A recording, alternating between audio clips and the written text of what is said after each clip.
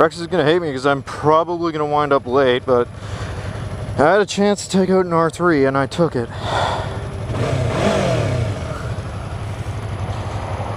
Okay. So yeah. Well, already I can tell this bike feels great. Feels really fun. I got a feeling I'm gonna like what this bike can do. Feels similar to my Ninja 300 did, except I feel like I'm a little more bent over.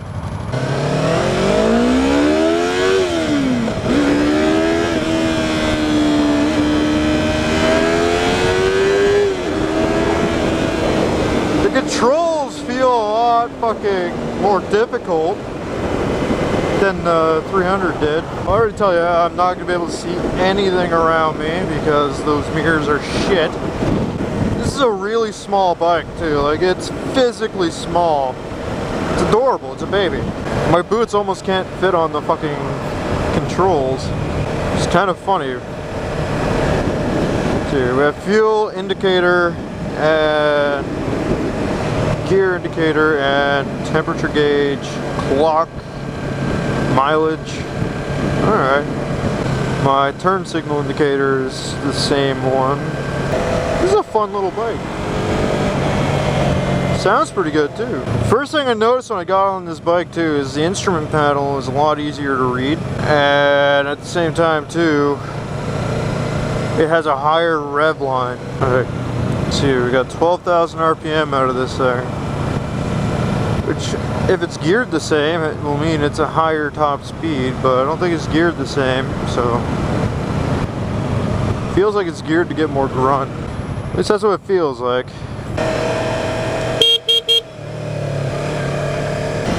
Fucking dickhead. That guy just tried to fucking cut me off. What an asshole. Alright, so yeah, this thing is geared taller. This thing does have a better transmission spread than the Ninja 300, meaning this thing will go faster. So yeah, I've been stopping and restarting my drift for God knows how long now because this camera, when you go into a new slide every half hour, it gets rid of a lot of the footage. Like it gets rid of 4 seconds of footage. This thing definitely feels smoother than the Tenere at lower speeds, I'll give it that. It's not saying much because Tenere is really meant for higher speed. I gotta stop like arching my back in this position. Feel like I'm on the CBR 650F. That's what it feels like. But obviously a lot less power. I know, a rider like me though, you don't need power. You don't. Because you just fuck around with it and then you end up hurt. Oh no, the R3 is not too bad. You definitely are really leaned over. This is actually hurting my back. That's how far leaned over you are. You're almost in a super sport body position, which is really good if you like being aggressive, but I don't know, man. I don't know. But that Corvette's for sale. It's not just a lawn ornament. This thing's strong point is definitely its turning. Okay, will you please? Not only does it sound pretty good, but it goes pretty quick actually. I'm gonna have to look up the specs on this later. I'm now curious what the 0 to 60 time is, because this thing will hit 80 in first gear. I've been a huge advocate for this for a very long time. I personally enjoy a smaller, lighter bike. That's right.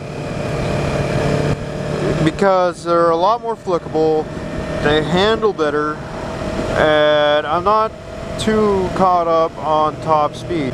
Yamaha really outdid themselves on this because it's not terrible. I am now curious what this would feel like with a passenger. I really like that FJ's taillight. It's nice. Plus, my comfort zone on a motorcycle, I am really comfortable with speed. Like, even as people I ride with outside of work, speed doesn't scare me. Every fast motorcycle I've been on, I've sped excessively on. Hell, even some of the smaller ones. Alright, so this group, second gear, And I lied earlier, second gear gets you up to 88. I'm still upset that they didn't have an R6 on this ride. Oh well. Oh, this feels like it's a handling bike.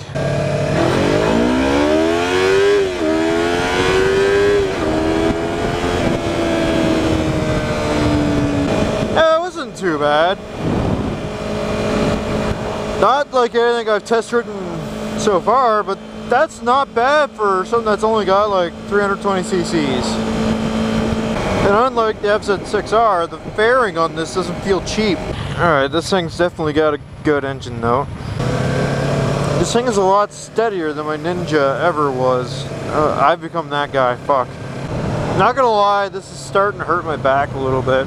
See, which is why I need a bike like that with an upright seating position. Look, I'm doing everything I can to take the pressure off my back and it's still hurting, so it is what it is. Surprisingly, this bike's pretty planted too. I mean, I'm not getting blown around that bad.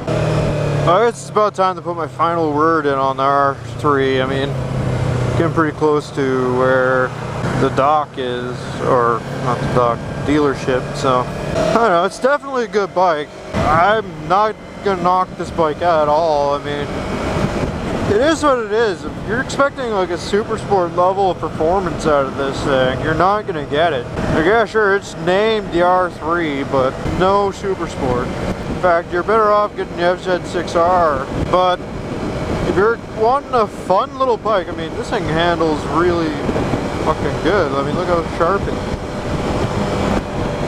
You're not gonna get that out of a 400-pound bike. And I can't convey to you how good and planted this bike feels. Like, it feels fan-fucking-tastic.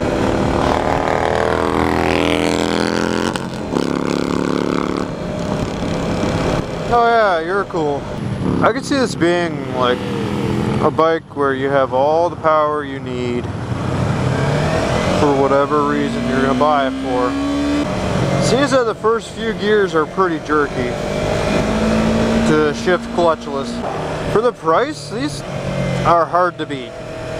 Like, really, really hard. But if my insurance is as low as I think it's going to be next year, I'm going to be getting the FZ6R.